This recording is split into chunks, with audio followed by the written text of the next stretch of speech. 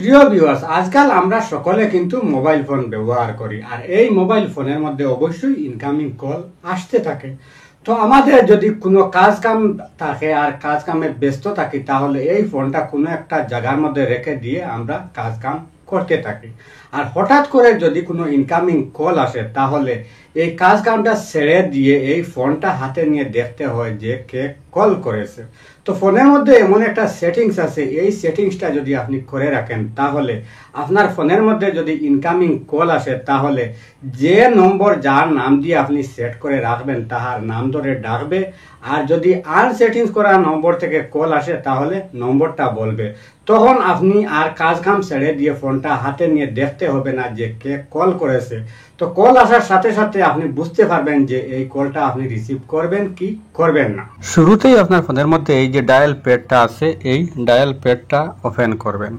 তো dial pad open করার পর উপরে এই যে ডান সাইডের কর্নারে একটা 3 ডট আছে, এই 3 ডটের মধ্যে ক্লিক করবেন। তো 3 ডটে ক্লিক করে দেওয়ার পর এই যে এখানে রয়েছে সেটিংস, এই সেটিংসের মধ্যে আরেকটা ক্লিক করবেন। তো সেটিংসে ক্লিক করার পর স্ক্রল ডাউন করে সামান্য নিচে আসবেন। তো নিচে আসলে এই যে নিচে এখানে লেখা রয়েছে কলার আইডি অ্যানাউন্সমেন্ট, এটার মধ্যে আরেকটা ক্লিক করবেন। তো ক্লিক করার পর সবার উপরে যে এখানে লেখা রয়েছে অ্যানাউন্স কলার আইডি, এটার মধ্যে আরেকটা ক্লিক করবেন। তো ক্লিক করার পর এখানে 3টে অপশন চলে এসেছে। তো এটা বাই ডিফল্ট নেভার সিলেক্ট করা থাকে। তো এটা আপনি কি করবেন, উপরে যে একটা অপশন রয়েছে অলওয়েজ, এইটা এখান থেকে আপনি সিলেক্ট করে দেবেন।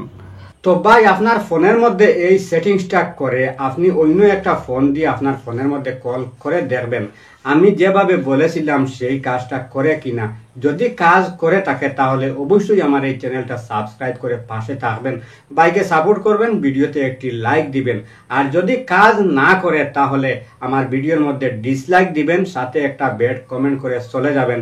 কারণ আপনি পয়সা দিয়ে এমবি কিনে এই ভিডিওটা দেখতেছেন, আপনি তো আর মাগনা দেখতেছেন না।